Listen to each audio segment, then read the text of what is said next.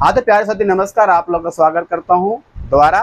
और आप लोग को लेकर आया हूँ उसने कहा था चैप्टर है जिसका नाम है उसने कहा था, और इसका रचयिता है चंद्रधर शर्मा गुलेरी जी, जो कि आप लोग को मैंने पहला चैप्टर बहुत बढ़िया से एक्सप्लेनेशन किया हूँ। तो आप लोग को लेकर आया हूँ दोबारा, इनका कहानी है उसने कहा था। ये आपको नया चैप्टर है और गद्य खंड का ही चैप्टर है। चलिए हम लोग स्टार्ट करते हैं। पहले हम लोग लेखक के परिचय जान जाते हैं, ठीक है, ध्यान से सुनिएगा। उसने कहा था का रचयिता कौन है? चंद्रधर शर्मा गुलेरी जी, ठीक है, याद रखना। थोड़ा सा लेखक के बारे में बताते। जन्म की बात किया जाए 7 जुलाई 1883 ईस्वी में, निधन की बात किया जाए 12 सितंबर 1922 ईस्वी में। मूल निवास की बात किया जाए गुलेर नामक ग्राम, जिला कांगड़ा, हिमाचल प्रदेश, ठीक है। आगे पिताजी का नाम पंडित शिवराम जी। शिक्षा की बात किया जाए गुलेरी जी का बचपन में संस्कृत की शिक्षा शुरू किए थे। जन्म स्थान की बात किया जाए जयपुर राजस्थान पड़ता।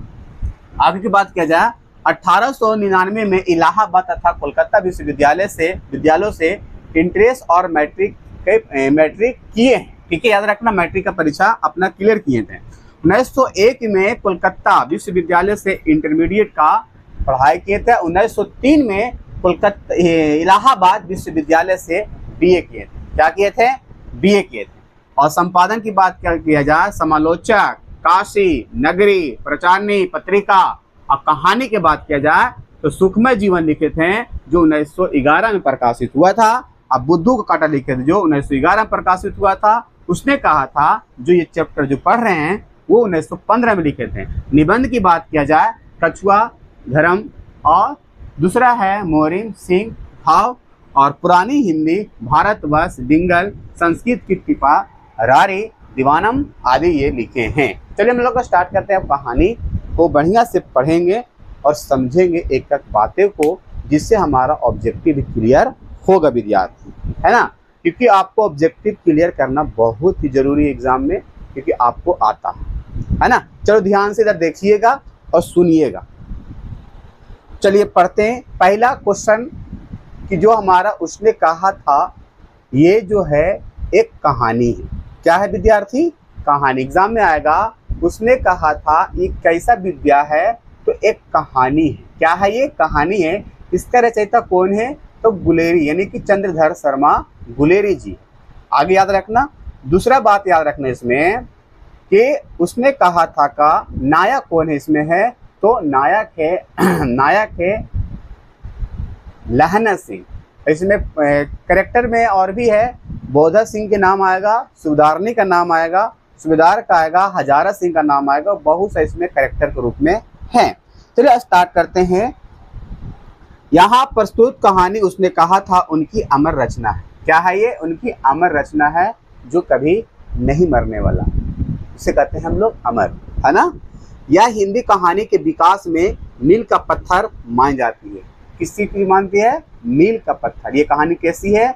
मील का पत्थर मानी जाती है। यह एक कालजयी रचना है। प्रसिद्ध फिल्मकार बिमल राय ने इस कहानी पर फिल्म भी बनाई थी। उसने कहा था एक मूवी भी आई थी।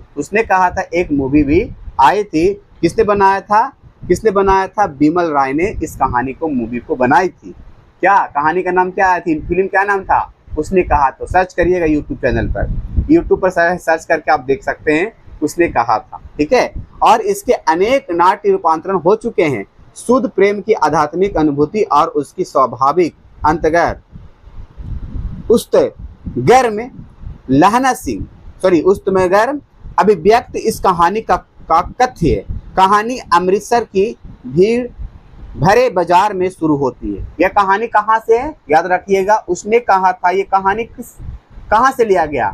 अमृतसर से लिया गया, जो एक भीड़ के बाजार से उस कहानी को लिया गया। विद्यार्थी क्वेश्चन बनेगा तो उसने कहा था यह कहानी कहाँ से लिया गया? अमृतसर के भीड़ के बाजार से लिया गया, ठीक है। शुरू होती है वहीं शुरू होती है जहाँ 12 वर्ष का लड़का लहना सिंह है। क्वेश्चन बनेगा कि लहना सिंह का कितने वर्ष थे, कितने वर्ष के उम्र थे? तो याद रखना 12 वर्ष के थे। 8 वर्ष की एक लड़की को टांगे के नीचे आने से बचाता है। एक लड़की जो टांगे के नीचे आता है उसको कौन बचाता है? लहना सिंह बचाते हैं, है ना। लड़का लड़की को यह पूछते हुए छोड़ता है, छेड़ता है। क्या करता है? छेड़ता है कि तेरी कुड़माई हो गई। कौन बोलता है ये? लहना सिंह बोलता है लड़की को। जब जो टांगा के नीचे से बचाया उसने, उसको छेड़ता है लहना सिंह, तेरी कुड़माई हो गई। क्या? कुड़माई का मतलब ये होता है तेरी सगाई हो गई, तेरी सगाई हो गई क्या? कौन पूछता है? लहना सिंह। लड़की धत कहकर भाग जाती है। लड़की धत कहकर भाग जाती है और एक दिन वह धत कहकर भागने के बजाय कहती हाँ कल हो गई। लड़की बोलती हाँ कल हो गई मेरी कुड़माई। क्या कहना चाहते हो? कल हो गई मेरी कुड़माई, यानी कल मेरा सगाई हो गई। देखते नहीं है यार, रेशम की जो फूलों वाला सालू पहन रखा हूं, नहीं दिखाई दे रहा? लड़की बोल रही है लहना सिंह को। लहना सिंह अत्रभर्त रह जाता है। इसके बाद लहना सिंह ने भेंट प्रथम विश्व युद्ध के मोर्चे पर होती है। अब फिर इनका भेंट कहाँ होती है? ये जाते हैं प्रथम विश्व युद्ध करने जाते हैं। युद्ध होता है, युद्ध पर जाते हैं। ठीक है, सुनते रहिएगा तब समझ में सब आएगा। वह याद करता है कि छुट्टी के बाद घर से लाम पर जाते समय वह सूबेदार हजारा सिंह के घर गया था। एक सूबेदार हजारा सिंह घर गया था। वहां सूबेदारनी ने उसे एकांत में बुलाकर कहा था कि मेरा पति और बेटे बोधा का ख्याल रखना। ये जो सूबेदारनी है यही लड़की है जो इसको टांगे के नीचे से बचाया था। इसने, किसने? लहना सिंह ने।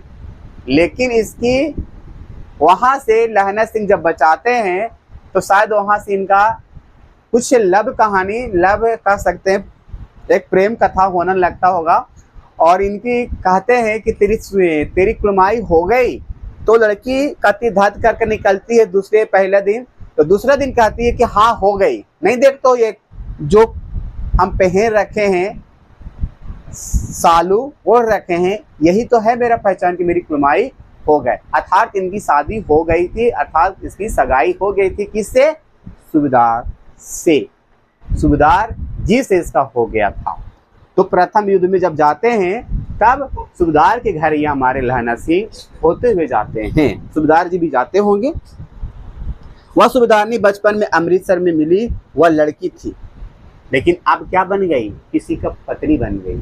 वो एक औरत बन गई। अमृतसर के भीड़ में मिली थी, जिसको टांगे के नीचे से बचाया था लहना सिंह। लहना सिंह सूबेदारनी के प्यार की उस किरण की दुनिया को बचाकर अपने हृदय में सजाओ रहा, मतलब कि संजोए रहा। उसी टाइम से उनको प्रेम हो गया था। इनको लहना सिंह को उस लड़की से, जिसे नाम है अभी सूबेदारनी। सूबेदारनी, सूबेदार का पत्नी सूबेदारनी ही कहलाएगी ना। उस चीज को संजोगे रखा और युद्ध के अपने प्राणों को बलि देकर भी हजारा सिंह और बोधा सिंह की रक्षा किया। उसने वहां पर वचन दिया होगा लड़की को, लड़की जो है सूबेदारनी, उसको वचन दिया होगा जब युद्ध पर जा रहे होंगे। प्रथम विश्व युद्ध पर इसने भी गए हैं, लहना सिंह और सूबेदार जी, और उनका पुत्र का नाम है, सूबेदार का पुत्र का नाम है बोधा सिंह।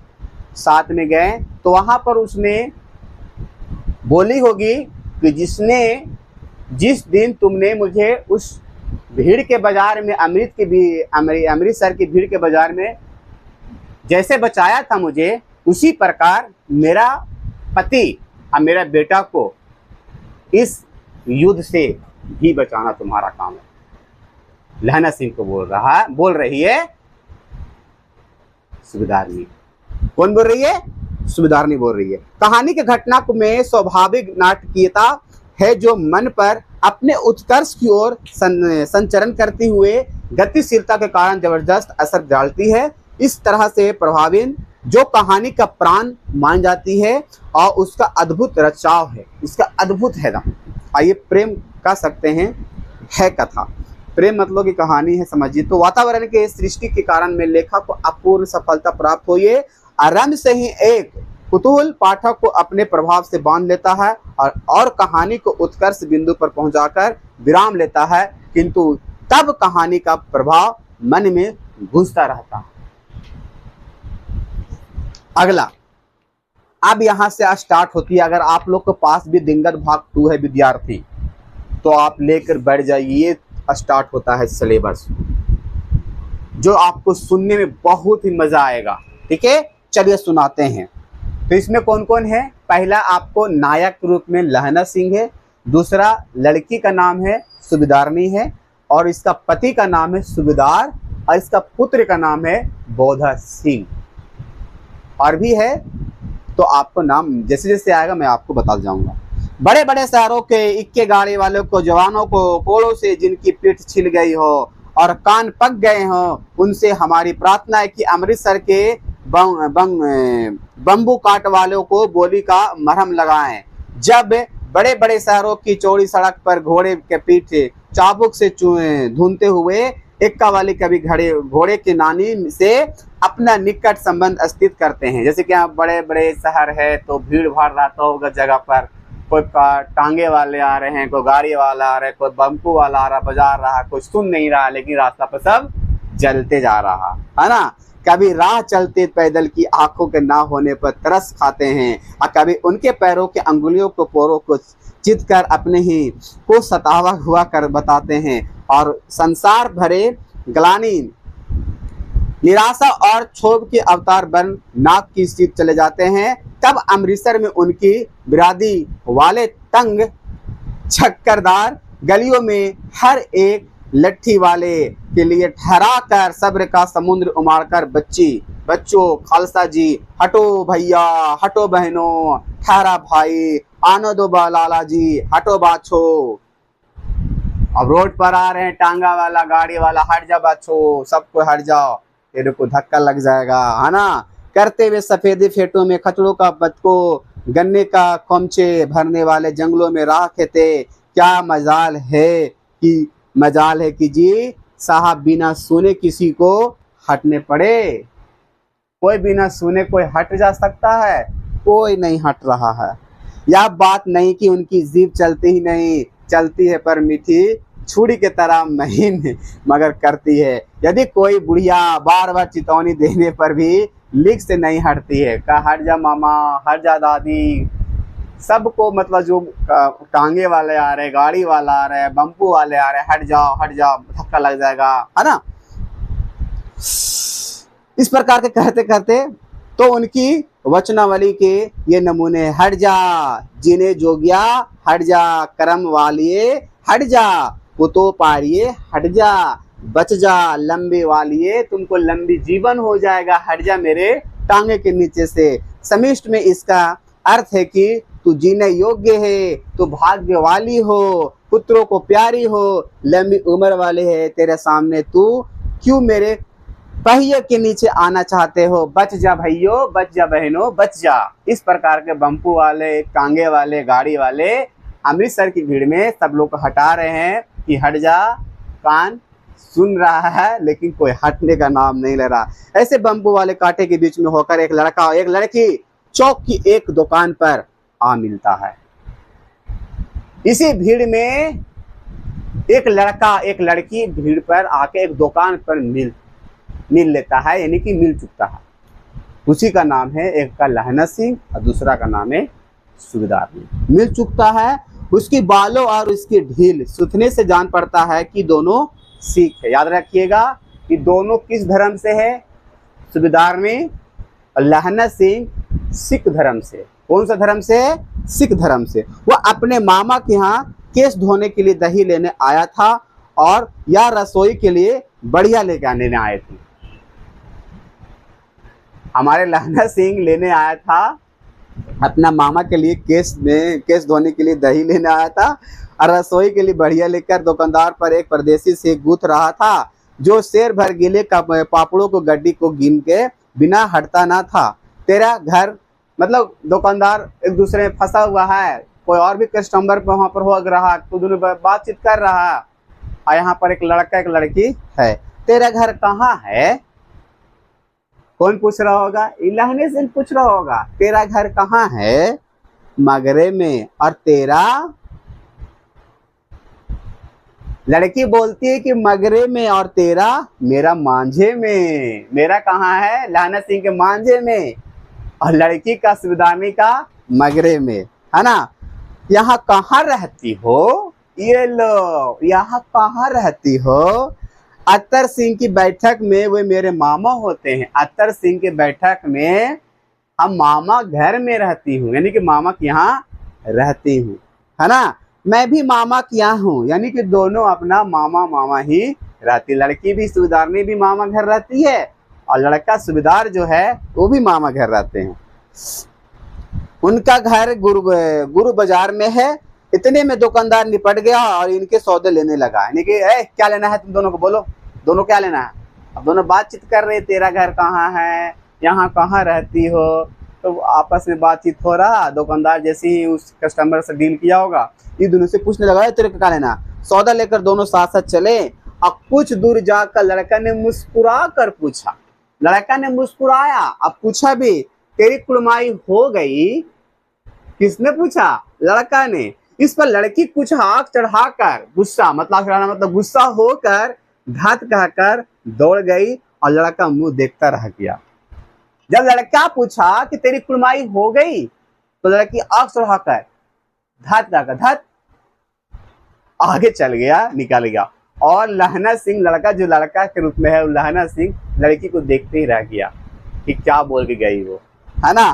फिर तीसरा दिन सब्जी वाले के यहाँ, दूध वाले के यहाँ अकस्मात दोनों मिल जाते हैं। कभी दूध वाले यहाँ मिल जाते दुकान में, तो कभी सब्जी के दुकानें मिल जाती है दोनों अक्सर, है ना।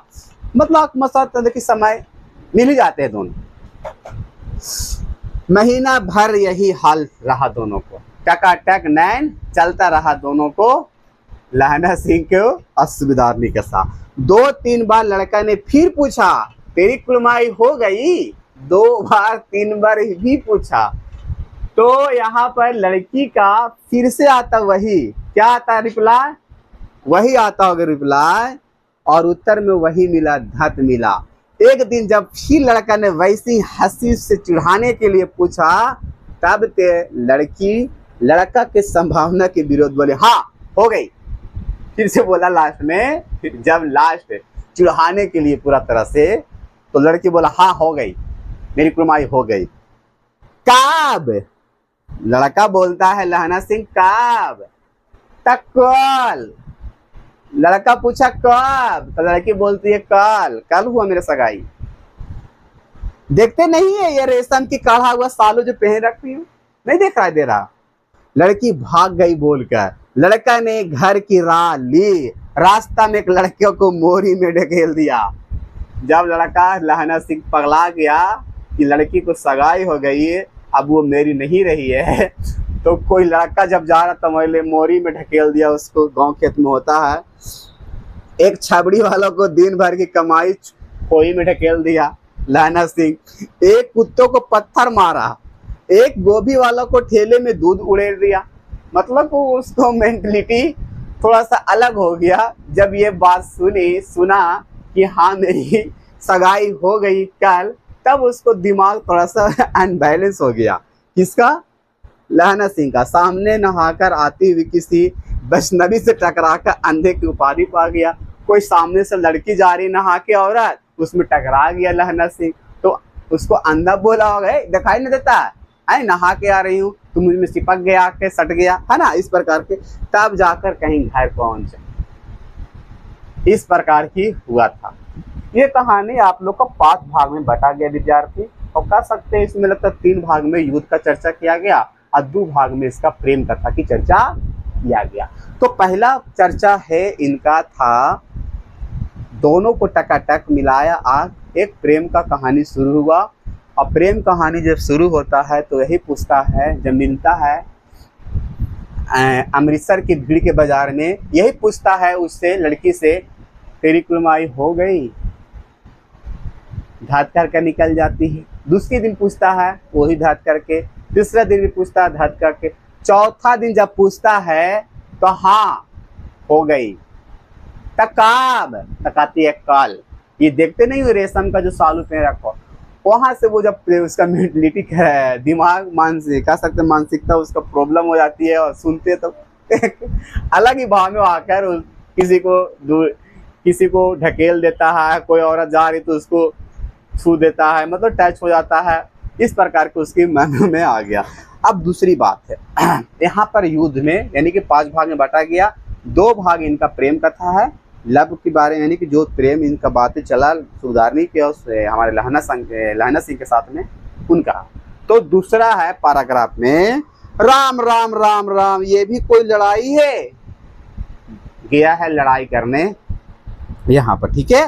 राम राम राम राम, यहाँ भी कोई लड़ाई है, दिन रात खंदकों में बैठे हड्डियां अकड़ गई है। लहना सिंह बोल रहा है लगता है क्या लड़ाई है, ये बैठे बैठे हड्डियां में दम अकड़ गई है, कोई आ ही न रहा है लड़ने हमसे।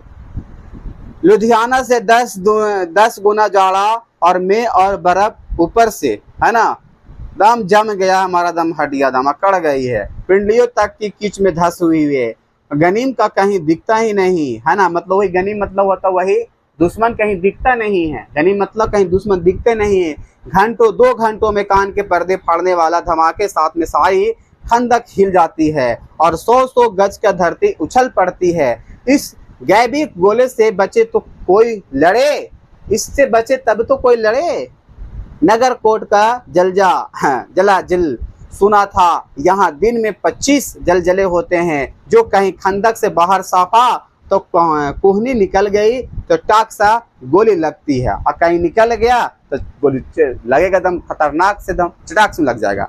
ना मालूम बेमानी मिट्टी में लेटे हुए हैं या घास की पत्तियों में छिपे रहते हैं, पता नहीं चल रहा। राम राम राम, लगता है कि कोई लड़ने नहीं आ रहा, कोई दुश्मन दिखाई नहीं दे रहा, ऐसी हमारी हड्डियां पकड़ रही है। लहना सिंह और 3 दिन, लहना सिंह बोला, लहना सिंह और 3 दिन है, बस सब्र करो, 3 दिन से हम लोग यहाँ से दूसरा जगह जाएंगे। 4 तो खंदक में बीत गए हैं, बिता दिए, परसों रिलीफ आ जाएगी और फिर 7 दिन की छुट्टी है, 3 दिन और बिता लो समय, परसों हम लोग का परसों जो है रिलीफ हो जाएगी और फिर उसके बाद हम लोग को 7 दिन की छुट्टी मिलेगी, तो हम लोग घर जाएंगे, अपने हाथों झटका करके करेंगे और पेट भर खाकर सो रहेंगे, है ना। फिर हम लोग घर जाएंगे तो अपने पेट भर करके सोए रहेंगे दिन भर।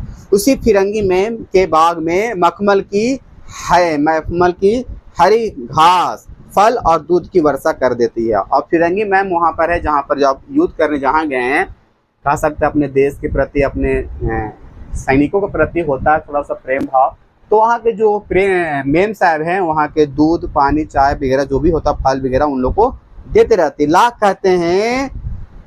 कहते हैं दाम नहीं लेती है, कहती है तुम राजा हो, मेरे मुल्क को बचाने आए हो। मेम साहब कहती है सभी लोग को, लहना सिंह के सूबेदार को, हजारा सिंह भी गया लड़ने के लिए, युद्ध किसके खिलाफ गया है, जर्मन के अनुसार देखिए अपना बताएगा क्लियर, मैं आप लोग को बताऊंगा, ठीक है, ध्यान सुनते रहिए केवल। 4 दिन तक पलक नहीं छपी है, मतलब कि 4 दिन तक उन लोग सोए नहीं, बिना फेरे घोड़ा बिगड़ता है, बिना लड़े सिपाही, मुझे तो संगीन चढ़ाकर मार्च का हुक्म मिल जाए तो फिर हम 7 जर्मनों को अकेले मारकर ना लौटूं तो मुझे दरबार साहब की दहेली का माथा टेकना नसीब ना हो। यानी कि जर्मन के खिलाफ लड़ने गया है इन लोग लहना सिंह, उनका पूरी टीम, सूबेदार का बेटा है बौदा सिंह और एक है हजारा सिंह, ये लड़ने गए हैं, जर्मन के खिलाफ गए, ठीक है। अगर मुझे मौका मिल जाएगा ना तो 7 जर्मनों को अकेले मैं गिरा दूंगा मार के, मुझे इतना पावर है। लहना सिंह बोल रहा, पाजी कहीं के कलों के घोड़े संगीत देखते ही मुंह फाड़ देते हैं और पैर पकड़ लगते हैं, यो अंधेरे में 30 मन का गोला फेंकते हैं। उस दिन धाव किया तो 4 मील तक एक जर्मन नहीं छोड़ा था, मैंने 4 तक मैंने धाव किया था, बम फेंका था, कोई जर्मन दिखाई नहीं दिया। पिछले जनरल ने हट आने का कमान दिया, नहीं तो सीधे बर्लिन पहुंच जाते हैं। क्यों? सूबेदार हजारा सिंह ने मुस्कुरा कहा, लड़ाई के मामले जमींदार या नायक के चलाए नहीं चलते, समझ गए। ये तुम्हारे बस में नहीं है, तुम नहीं चला सकते इस चीज को। हजारा सिंह बोल रहा, सूबेदार हजारा सिंह बोल रहा, बड़े अफसर दूर की सोचते हैं बाबू। लहना सिंह को बोल रहे होंगे 300 मील का सामना है, एक तरफ बढ़ गए तो क्या होगा। सूबेदार जी सच है। लहना सिंह बोला, पर करे क्या, हड्डिया में तो जड़ा धस गई है, कोई लड़ने नहीं आ रहा, हड्डिया अकड़ गई है, कोई लड़ने नहीं आ रहा हमसे। धस गया है सूर्य निकलता नहीं है, खाई में दोनों तरफ से चंबे बवालियां के सोते झड़ रहे हैं। एक धावा हो जाए तो गर्मी आ जाएगी बॉडी में, एक धावा हो जाए, एक मतलब कि युद्ध हो जाए तो आ जाएगा हमारा बॉडी में थोड़ा सा गर्मी। उद्यमी उठ सिगड़ी में कोयला डाल, उद्यमी उठ सिगड़ी में कोयला डाल।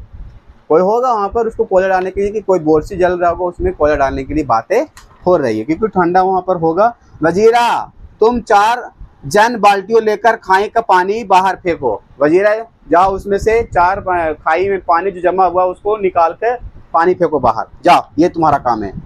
महासिंह शाम हो गई है, खाई के दरवाजे का पहरा बदल दे, शाम हो गया है, वो पहरा जो है उसमें चेंज कर दिया जाए। ये सारे सूबेदार जी अपना ऑर्डर दे रहे हैं। यह कहते हुए सूबेदार सारी खंदक में चक्कर लगाने लगे। वजीरा सिंह पलटन का विदूषक था, याद रखिएगा, वजीरा सिंह किसका विदूषक था, पलटन का। किसका था, पलटन का विदूषक था, पलटन का विदूषक था। बाल्टी में गंदला पानी लेकर खाई के बाहर फेंकता हुआ बोला, मैं क्या लिखा है, पौधा लिखा है, पौधा बन गया हूँ, करो जर्मन की बादशाह का तर्पण। इस पर सब खिलखिला पड़े और उदासी के बादल फट गए। यानी कि वही जो वहाँ पर लोग माहौल गम का बना हुआ था, थोड़ा सा लोग वहाँ पर हंसने लगे और मतलब वही उदासी का बादल फट गया, मतलब कि हंसने लगे सब लोग। लहना सिंह दूसरे बाल्टी भर उसके हाथ में देकर कहा, अपनी बाड़ी के खरबूजे में पानी दो, लो। लहना सिंह पकड़ा, उठा के दिए, लो इसको डालो खरबूजे में पानी, डालो उठा के। ऐसा खाद पानी पंजाब भर में नहीं मिलेगा, पंजाब में इसको नहीं मिलेगा ऐसा जैसा यहाँ मिल रहा, नहीं मिलेगा। हाँ, देश क्या है, स्वर्ग है, देश क्या है, स्वर्ग है। मैं तो लड़ाई के बाद सरकार से 10 गुमा जमीन, मतलब 10 गुमा जमीन यहाँ मांग लूंगा और फलों के बूटे लगवाऊंगा। यहाँ पर मैं अपना जमीन 10 गुना मांग लूंगा और यहाँ पर बूटा का पेड़ लगाऊंगा फल वगैरह के। लाडी होरों को भी यहाँ बुला लूंगा और या वही दूध में पिलाने वाले फिरंगी मैम को, चुप कर, यहाँ वाले को शर्म नहीं है, देश देश की चाल है। आज तक मैं उस समझ न सकूं कि सिख तम्बाकू नहीं पीते, वह सिगरेट देने में हट करती है। मतलब सब चीज पिला सकते लेकिन वो सिगरेट नहीं दे रही है। फिर मेम साहब जो है वहाँ पर फोटो में लगाना चाहती है और मैं पीछे हटता हूँ। मैं समझती हूँ कि राजा बुरा मान गया है, अब मेरे मुल्क के लिए लड़ेंगे कि नहीं लड़ेंगे। अच्छा, अब बोधा सिंह कैसा है, कौन पूछ रहा है, वही पूछ रहा होगा लहना सिंह। अब बोधा कैसा है, अच्छा है, जैसे मैं जानता ही नहीं हूँ। रात भर तुम अपने दोनों कंबल उसे उड़ाते हो और आप सिगड़ी के सहारे गुजर करते हो। बोधा सिंह को दे देता है अपना दोनों, मतलब जो भी पहनता है अपना जैकेट वगैरह दे देता है और अपने बेचारा ठंड में कांपते रहता है। वही ठंड में कांपते रहता है हमारा लहना सिंह। उसके पहरे पर आप पहरा दे आते हो, हैं? उसका टाइम रहता है पहरा देने का, आप टाइम देने आते हो, पहरा दे देते हो। अपने सूखे लकड़ी के तख्तों पर उसे सुलाते हो और आप कीचड़ में सूख पड़े रहते हो, हैं? मैं जान रहा हूँ ये, कहीं तुम ना मादे पड़ जाना। जाड़ा क्या है, मौत है, और निमोनिया से मरने वाला को मुरब्बा नहीं मिलते यहाँ पर जगह नहीं मिलता। यहाँ जाड़ा खतरनाक है लहना सिंह, सुन लीजिए, यहाँ मरने वालों को जमीन में दफने के लिए जगह नहीं मिलता यहाँ पर। मेरा डर मत करो, मैं तो बुलेल की गट्ठा के किनारे मरूंगा। भाई कीरता सिंह की गोदी इस पर मेरा सिर होगा। अब मेरा किस पर सिर होगा जब मैं मरूंगा, तो कीरत सिंह का सिर होगा हमारा मुंडी, उस पर मैं रख कर मरूंगा। मेरा हाथ के लगाए हुए आंगन की आम का पेड़ की छाया होगी। और आम का पेड़ की छाया होगी। वजीरा सिंह त्योरी चढ़ाकर कहा, क्या मरने मरने के लगाइए, मरे जर्मन और तुरक, जर्मन लोग मरे, तुरक मरे। हाँ भाइयों कुछ गाओ। हाँ कैसे, दिल्ली शहर पे पिशोरे नू जो दिया, कर लेगा लौंगा दा प्योरे। मतलब ये गाना गाया इस लोग ने मिलकर। ये गाना है, ये दिल्ली शहर में पेशाब का जाने वाली मंडी में लोगों को व्यापार कर लेना ये गाना था, है ना। कौन जानता था कि दाढ़ी वाला गड़बड़ी सिख ऐसा लुच्चे का गीत गाएंगे। पर सारी खंडक को गीत से गूंज उठी थी, सारे लोग गीत जो गाया था इसने। और ये जो जहाँ जहाँ था खंडक, सारा जगह ये खंडक गूंज उठा था। और सिपाही फिर ताजे हो गए थे, मानो 4 दिन से सोते और मौज ही करते रहे। ये था दूसरा पैराग्राफ इनका। जो दूसरा पैराग्राफ में यहाँ पर जर्मन के खिलाफ लड़ने गए हैं हमारे वजीरा सिंह, बौद्धा सिंह, लहना सिंह और सूबेदार जी भी यहाँ पर, सूबेदार हजारा सिंह। तीसरा में आपका यहाँ पर ये, दोपहर रात गई, अंधेरा हो गया, सन्नाटा हुआ। दोपहर बीत गया, अब रात हो गया। बौद्धा सिंह खाली बिस्कुट के तीनों पर अपने दोनों कंबल बिछाकर, लहना सिंह के 2 कंबल और बरान कोट ओढ़कर सो रहा था। लहना सिंह के जो दिया गया था बरान कोट, उसको ओढ़कर सो रहा था। लहना सिंह पहरे पर खड़ा हुआ है। लहना सिंह कहाँ है? पहरे पर खड़ा हुआ। एक आँख खाई के मुंह पर और एक बौद्धा सिंह के दुबले शरीर पर। क्यों? क्योंकि उसने वचन दी रखा है कि मेरा जिस प्रकार मुझे तुमने उस भीड़ के बाजार में, अमृतसर के भीड़ के बाजार में टांगे के नीचे से बचाया था, उसी प्रकार तुम मेरे पुत्र और मेरे पति को रक्षा करना इस युद्ध में लहना सिंह। इसीलिए ये रक्षा कर रहा है हर जगह, है ना। एक बौद्धा सिंह के दुबला शरीर पर बौद्धा सिंह कहरा रहा था। ठंडा का दिन है तो कहरा रहा होगा। क्यों बौद्धा भाई, क्या हो गया, क्या है? पानी पिला दो, पानी पिला दो। लहना सिंह पानी पिला दो, बोला पानी पिला दो, पानी पिला दो। लहना सिंह ने कटोरा उसके मुंह में लगाकर पूछा, कहो कैसे हो, कहो कैसे हो तुम, है ना। पानी पीकर बौद्धा बोला, कपनी छूट रही है, रोम रोम में तार दौड़ रही है, दांत बज रहे हैं। हाँ मतलब ठंडा लग रहा था उसको, बेचारा कांप रहा था उसका पूरा बॉडी ठंडा से। किसको? बौद्धा सिंह को। और अच्छा मेरी जर्सी पहन लो, अच्छा मेरी जर्सी पहन लो, और तुम लो, है ना। जर्सी अपना खोल को दे दिया। मेरे पास सिगड़ी है और मुझे गर्मी लगती है, पसीना आ रहा है, ये लो, लो भाई तू पहन लो इसको, है ना। ना ना ना ना मैं नहीं पहनता हूँ, 4 दिन से तुम मेरे लिए, है ना। हाँ हाँ हाँ हाँ याद आई, मेरे पास दूसरा गर्म जर्सी है, आज सवेरा आई है, विलायत से मेमो बुन बुनकर भेज रही है, गुरु उनका भला करे। यो कहकर लहना सिंह अपना कोट उतारकर, जर्सी उतारकर सच पहना दे। लो भाई तुम पहन लो, पहना दिया। किसको? लहना सिंह बौद्धा सिंह को। सच कहते हो और झूठ नहीं, झूठ नहीं। यो कहकर नहीं कहते करते बौद्धा को उसने जबरदस्ती जर्सी पहना ही दिया। लो भाई तुम पहन ही लो मेरा तुम जर्सी। और आप खाकी कोट जीन का कुर्ता पहन कर पहरे पर खड़ा है। मेम की जर्सी की कथा केवल कथा ही थी, आधा मतलब कि वो झूठी कथा था, कोई उसके पास मेम की जर्सी नहीं आया था, कथा ही कथा रह गया। आधा घंटा बीता, इतने में खाई के मुंह से आवाज आई, सूबेदार हजारा सिंह। खाड़ी से आया, सूबेदार हजारा सिंह है। कौन? लेफ्टिनेंट सिंह, हुकुम हुजूर।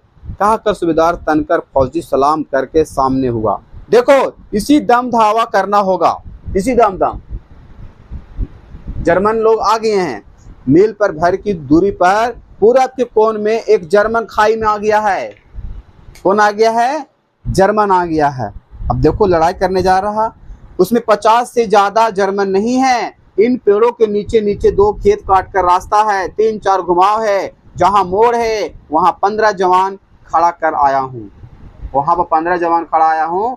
और लोग, तुम लोग भी निकलो यहाँ से, तुम यहाँ 10 आदमी छोड़कर सबको साथ ले जाओ, उनसे जा मिलो, खंदक छीन कर वहीं, जब तक दूसरा हुक्म ना मिले डटे रहो, हम यहाँ रहेंगे। जो हुकुम हजार सूबेदार सिंह चुपचाप सब तैयार हो गए। बोधा भी कंबल उतार कर चलने लगा। तब लहना सिंह ने उसे रोका। लहना सिंह आगे हुआ तो बोधा के बाप सूबेदार ने उंगली से बोधा की ओर इशारा किया। लहना सिंह समझकर चुप हो गया। पीछे 10 आदमी कौन रहेगा, इस पर बड़ी हुज्जत हुई। यानी कौन रहेगा पीछे 10 आदमी, इस पर बड़ा मतलब की बातचीत हुआ। कोई रहना ना चाहता है। समझ बुझकर सूबेदार ने मार्च किया, इस पर बातचीत किया। लेफ्टिनेंट साहब लहना सिंह की सिगड़ी के पास मुंह फेरकर खड़े हो गए और जेब से सिगरेट निकालकर सुलगाने लगे। 10 मिनट बाद उन्होंने लहना की ओर हाथ बढ़ाकर कहा, लो तुम भी पियो। अब सब लोग जा रहे हैं, 10 को खाई में छोड़ दिया। लो कह रहा है तुम भी पियो। आंख मरते मरते लहना सिंह समझ गया कि मुंह का भाव छिपाकर बोला, लाओ। अब यहाँ पर कोई आया है, लेफ्टिनेंट साहब। कौन आया है? लेफ्टिनेंट साहब आया है। तो यहाँ पर दे रहा है लहना सिंह को क्या, बीड़ी दे रहा है, वही सिगरेट दे रहा पीने के लिए। मुंह का भाव छिपाकर बोला, लाओ साहब।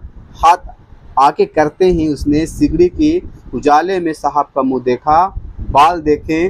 तब उसका माथा ठनका कि लेफ्टिनेंट साहब की पट्टियों वाले बाल एक दिन में कहाँ उड़ गए। ये लेफ्टिनेंट सिंह नहीं है, ये तो लगता कोई और है। उनकी जगह कैदियों के से कटे हुए बाल कहाँ से आ गए। शायद साहब शराब पिए हुए हैं और उन्हें बाल काटने का मौका मिल गया है। लहना सिंह ने जांचना चाहा उसको, इसको, इसी को, कि रियल में लेफ्टिनेंट सिंह है कि कोई और है। लेफ्टिनेंट साहब 5 वर्ष से उसकी रिजेंटमेंट है। कितने वर्ष से रिजेंटमेंट है? 5 वर्ष से, यानी कि साथ दोस्ती यारी में रहे होंगे। जहाँ भी जाते होंगे युद्ध करने के लिए साथ ही जाते होंगे, तो 5 वर्ष जानते होंगे, है ना। क्यों साहब, हम लोग हिंदुस्तान कब जाएंगे? लड़ाई खत्म होने पर। क्यों, क्या यह देश पसंद नहीं है? नहीं साहब, शिकार के वे मजे यहाँ कहाँ। याद है पार साल नकली लड़ाई के पीछे हम आप जागाधरी जिले में शिकार करने गए थे। हाँ हाँ हाँ, वही जब आप खोते पर सवार थे तो आपका खनसना अब्दुल्ला रास्ते के एक मंदिर में जल चढ़ाने को रह गया था। बेशक, मतलब इस चीज को बता रहा कि ये सही में कि पलटन सिंह है कि नहीं, कि कोई और है ये। बेशक पाजी कहीं का। सामने से वह नीलगाय निकली कि ऐसी बड़ी मैंने कभी नहीं देखी थी, और आपकी एक गोली कंधे में लगी और मुट्ठी में निकली। ऐसे अफसर के साथ शिकार खेलने में मजा है। क्यों साहब, सिमली से तैयार होकर उसे नीलगाय के सिर पर आ गया था। आपने कहा था रेजिमेंट के मैच में लगाएंगे। हाँ, पर मैंने वह विलायत भेज दिया। ऐसे बड़े बड़े सिंह 2-2 को फुट के तो होंगे। हाँ, लहना सिंह 2 फुट 4 इंच के थे। 2 फुट लहना सिंह 4 इंच के थे। तुमने सिगरेट नहीं पिया? पीता हूँ साहब, दियाई सलाई ले आता हूँ, मतलब माचिस ले आता हूँ, कहकर लहना सिंह खंदक में घुस गया। ये बात कहकर लहना सिंह खंदक में घुस गया। अब उसे संदेह नहीं रहा था कि अब उसने झटपट निश्चय कर लिया कि क्या करना चाहिए। अंधेरे में किसी सोने वाले से वह टकरा गया। लहना सिंह, कौन? वजीरा सिंह। हाँ, क्यों लहना, क्या कयामत आ गई? जरा तो आंख लगने दो, होश में आओ, होश में आओ। कयामत आई है। लेफ्टिनेंट साहब की वर्दी पहनकर कोई और आ गया है। क्या? लेफ्टिनेंट साहब या तो मारे गए हैं या तो कैद हो गए हैं, कोई और आ गया। उनकी वर्दी पहनकर यहाँ कोई जर्मन आया है। सूबेदार ने इसके मुंह नहीं देखा, मैंने देखा और बात भी की है। सोहरा साफ उर्दू बोलता है, मतलब कि साफ उर्दू बोलता, पर किताबी उर्दू है। और मुझे पीने का सिगरेट दिया तो अब मारे गए हैं। धोखा है। सूबेदार कीचड़ में चक्कर काटते फिरेंगे और यहाँ खाई पर धावा होगा, उधर उन पर खुले में धावा होगा। उठो, एक काम करो, पलटन के पैरों के निशान देखते देखते दौड़ जाओ। अभी बहुत दूर न गए होंगे। सूबेदार से कहो कि एकदम लौट आए, वहां से जहां जा रहे हैं वहां से लौट आए, है ना। खंदक की बात झूठ है, चले जाओ, खंदक के पीछे से निकल जाओ और पता तक ना खड़के की देर मत करना। जल्दी जाओ, जल्दी जाओ। उसको लोग बुलाकर सूबेदार को। हुक्म तो यह है कि यही ऐसी तैसी हुक्म की। मेरा हुक्म जमींदार लहना सिंह को, जो इस वक्त में यहाँ सबसे बड़ा अफसर उसका हुक्म है, मैं लेफ्टिनेंट साहब के खबर लेता हूँ, जाओ इसको जो आया है बन के नकली लेफ्टिनेंट साहब, मैं उसको खबर लेता हूँ। 8 नहीं 10 लाख है ना, एक एक अकालियाँ सिख 1.25 लाख के बराबर होता है। चलो जाओ। लौट कर खाई के मुहाने पर लहना सिंह दीवार से चिपक गया। उसने देखा कि लेफ्टिनेंट सिंह ने जेब से बेल के बराबर 3 गोली निकाली और तीनों जगह जगह पर खंडक के दीवारों में घुसेड़ दिया। जो लेफ्टिनेंट सिंह नकली आया था वो निकाल के दीवारों में उड़ेड़ दिया था, घसेड़ दिया था, यानी कि आपको घुसेड़ दिया था। और तीनों में एक एक तार बांध दिया और तार के आगे सूतों की एक गुत्थी में थी जिसे सिगड़ी के पास रख दिया था, सिगड़ी के पास जहां पर बोरसी जल रही थी। बाहर की तरफ से कर दिलाई सिलाई जलाकर गुत्थी रखना। आप बिजली की तरह से दोनों हाथों में उल्टी बंदूक उठाकर लहना सिंह के साहब की कोहनी पर तान कर दे मार दिया। तान को लहना सिंह की गोली मार दिया लेफ्टिनेंट जो नकली था। धमाके के साथ साहब के साथ दिलाई सिलाई गिर पड़ी। लहना सिंह एक कुंदा में साहब की गर्दन पर मारा और साहब आग मीन गोट ओह माय गॉड कहते हुए चित हो गया।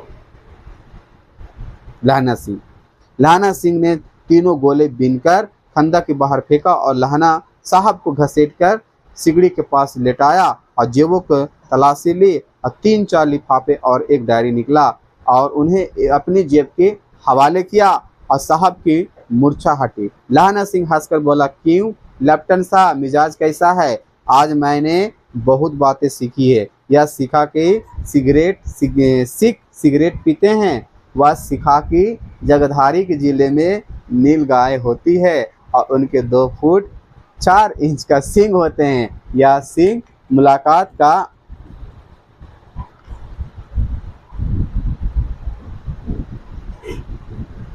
सिख मुसलमानों का खानसामा मूर्तियां पर जले चढ़ाते हैं और लेफ्टिनेंट साहब खोते पर चढ़ते हैं, पर या तो कहो ऐसी साफ उर्दू कहे जैसे कि सिख आए हमारे लेफ्टिनेंट साहब को बिना डैम के 5 लफ्ज भी नहीं बोले करते थे। लहना सिंह पलटून को जेब को तलाशी नहीं ली थी।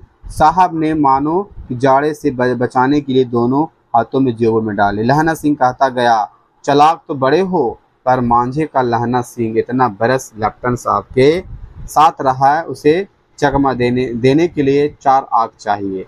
3 महीने हुए हैं। एक तुर्की मौलवी मेरे गांव में आए थे। औरत को बच्चे होने की ताबीज़ बांटता था और बच्चों को दवाई देता था और चौधरी के बड़े के नीचे मंजा बिछाकर हुक्म पीता रहता था और कहता था कि जर्मन वाले बड़े पंडित है, वेद पढ़कर उसमें से विमान चलाना की विद्या जान गया है।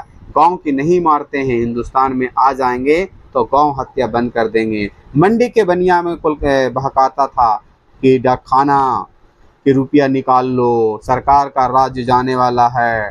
डाक बाबू कोल्हाव राम भी डर गया था। मैंने मुल्ला जी को दाढ़ी मुंड दी थी और गांव से बाहर निकाल कर कहा था कि जो मेरे गांव में अब पैर रखेगा मैं उसको सर काट दूंगा। साहब की जेब से पिस्तौल चला और लहना सिंह के जांग में गोली लग गया। वही लेफ्टिनेंट साहब के जेल से लेफ्टिनेंट सिंह के जांग में गोली लग गई। इधर लहना सिंह की हेनरी मार्टिन के 2 फायर में साहब का कपाल क्रिया कर दी। धड़ाक सुनकर सब दौड़ गए।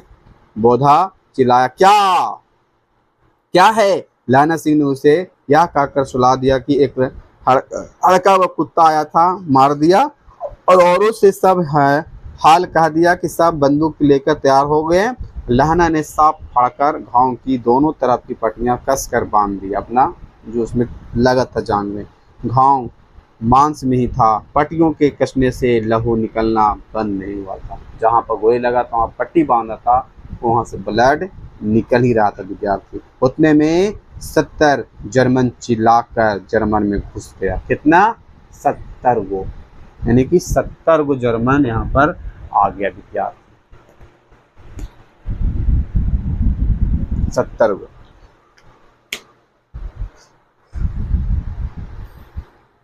सिखों के बंदूकों की बाढ़ ने पहले धावक को रोका, दूसरे को रोका, पर यहाँ तो 8 लहना सिंह तक कर मारा रहा था।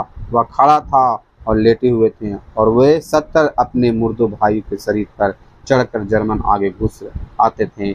थोड़े ही मिनटों में वे अचानक आवाज आई कि वाह गुरुजी, वाह फतह, वाह गुरुजी खल्लास, वाह धड़ाधड़ बंदूक के फायर जर्मन की पीठ पर पड़ने लगे। इन मौके पर जर्मन के 2 चक्की फाटों के बीच में आ गए। पीछे से सूबेदार हजारा सिंह के जवान आगे बरसते गए और सामने लहना सिंह के साथियों के संगीत चलता रहा। पर आने पर पीछे वाले भी संगीन पिरोन शुरू कर दिया। एक किलकारी और अकाल सिखों के दी फौज, वाह गुरु दी पथा, वाह गुरुजी खल्लास, सत श्री अकाल पुरुष। और लड़ाई खत्म हो गई। गिरस्त जर्मन या खेत में रह गए, करा रहे थे।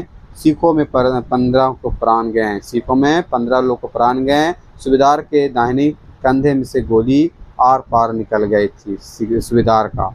लहना सिंह की पसली में एक गोली लगी। उसने घाव को खंदा की गीली मिट्टी से पुरा लिया और बाकी का सांप कसकर कमर बंद की तरह लपेट लिया। किसी को खबर न हुई कि लहना सिंह का दूसरा भारी घाव लगा है। लड़ाई का समय चांद निकल आया, यानी कि सुबह हो गया। ऐसा चांद जिसका प्रकाश से संस्कृति कवियों का दिया हुआ है क्षय नामक सार्थक था। और हवा ऐसी चल रही थी कि जैसे कि बाण भट्ट की भाषा कहलाती। वजीरा सिंह कह रहा था, कैसे मन भर फ्रांस की भूमि मेरे बूटों से चिपक रही थी जब मैं दौड़ कर सूबेदार के पीछे गया। सूबेदार लहना सिंह सारा हाल सुना और कागजात पाकर उसकी तुरंत बुद्धि को सराहते और कह रहे थे कि तू ना होता आज सब मारे जाते। इस लड़ाई की आवाज़ 3 मील दाहिनी और खाई वाला सुन ली थी। उन्होंने पीछे से टेलीफोन कर दिया। वहाँ के झटपट दो बीमार ढोने वाली गाड़ियाँ चली आई और जो कोई 1.5 घंटे के अंदर पहुँच गई। फील्ड अस्पताल नज़दीक था। सुबह होते होते वहाँ पहुँच जाएंगे, इसीलिए मामूली पट्टी बांधकर एक गाड़ी में घायल में लेटाए गए, दूसरी में लाशें रखी गई। और सूबेदार की लहना सिंह को जांग में पट्टी बंधवानी चाहिए थी, पर उसने यह कहकर टाल दिया कि थोड़ा घाव है, सवेरे देखा जाएगा। बौद्धर सिंह दीवार में बर्रा रहा था और वह गाड़ी में लेटाया गया। लहना सिंह को छोड़कर सूबेदार को जाते नहीं थे। यह देखकर लहना सिंह कहा कि तुम बौद्धर सिंह की कसम है और सूबेदारनी जी की सौगंध की कसम है, गाड़ी में चले जाओ और तुम मेरे लिए वहाँ पहुँचकर गाड़ी में भेज देना। और जर्मन मुरादे के लिए भी गाड़ियों के आते होगी। मेरा हाल बुरा नहीं है, देखते नहीं मैं खड़ा हूँ। वजीर सिंह मेरे पास है, अच्छा है। पर बौद्धा गाड़ी पर लेट गया। भला आप भी चढ़ जाओ। सुनिए तो सूबेदारनी औरों को चिट्ठी लिखा तो मेरा माथे टिकने लिख देना और जब घर जाओ तो कह देना मुझसे जो उन्होंने कहा था वो मैंने कर दिया। गाड़ियों चल पड़ी। सूबेदार ने चढ़ते चढ़ते लहना का हाथ पकड़कर कहा, तूने मेरा और बौद्धा का प्राण बचाया, लिखना कैसा, साथ ही घर चलेंगे, अपनी सूबेदारनी को तो ही कह देना। उसने क्या कहा था। अब आप गाड़ी पर चढ़ जाओ, मैं जो कहा वह लिख देना और कह देना भी। गाड़ी के जाते ही लहना सिंह लेट गया। वजीरा पानी पिला दो, मेरा कमर बंद खोल दे, जो हमारा जो घाव है वहाँ पर खोल दे। तर हो रहा मतलब भींग गई। पचमा है, मृत्यु के कुछ समय पहले स्मृति बहुत साफ हो जाती है। जन्म भर की घटनाएं एक करके सामने आती है। सारे दृश्य के रंग साफ हो जाते हैं। बहुत सी धुंध बिल्कुल उन पर से हट जाती है। लहना सिंह 12 वर्ष का था। अमृतसर में मामा के यहाँ आया हुआ था। दही वाला के यहाँ, सब्जी वाला के यहाँ, हर कहीं उसे 8 वर्ष की लड़कियाँ मिल जाती है। और जब वह पूछती है तेरी कुलमाई हो गई, तब धक कहकर वो भाग जाती थी। एक दिन उसने वैसे ही पूछा था कि हाँ कल हो गई, देखते नहीं ये रेशम की साली। सुनते ही लहना सिंह का बहुत सा कुछ रिएक्शन होने लगता है। मेंटली प्रॉब्लम उनका मतलब कि थोड़ा सा दिमागे अपने हिसाब से हिलने लगता है। वजीर सिंह पानी पिला दो। 25 वर्ष बीत गई। अब लहना सिंह 77 राइफल से जिम्मेदार हो गया था। कितना? 77। उस 8 वर्ष की कन्या की ध्यान ही नहीं रहा जो उसने मिला था। ना मालूम हुआ कभी मिली थी और नहीं। 7 दिन की छुट्टियों लेकर जमीन के मुकदमे के परवेज करने वाले वह अपने घर आया। वह रेजिमेंट में अफसर की चिट्ठी मिली। वह फौज लाम पर जाती है। फ़ौरन चले जाओ। सूबेदार साथ ही सूबेदार हज़ारा सिंह की चिट्ठी मिली और बहादुर सिंह के भी लाम पर जाते हैं और लौटते समय हमारे घर होते ही चले जाना। सूबेदार का गांव में रास्ते में पड़ा था। सूबेदार का लहना सिंह का सूबेदार घर पहुंच गया और सब जब चलने लगे तो सूबेदार बड़े से निकल कर आया। बोला, लहना सिंह, सूबेदारी तुमको जानती है, बुलाती है, जा मिल जा, है ना। लहना सिंह भीतर पहुँचे। सूबेदारनी मुझे जानती है, कब से? रेजिमेंट के क्वार्टर से कभी सूबेदार के घर के लोग रहे नहीं। दरवाजे पर जाकर मत्था टिकना कहा। सिंह सुनी। लहना सिंह चुप। मुझे पहचाना नहीं, तेरी कुड़माई हो गई। धत करके देखते नहीं रेशम की बुट्टे वाले साड़ी, अमृतसर की गाँव वाली, इस प्रकार की बातों में कहकर वो अपना क्लियर लगाती है। इतने आज के लिए। लवी रवि सर।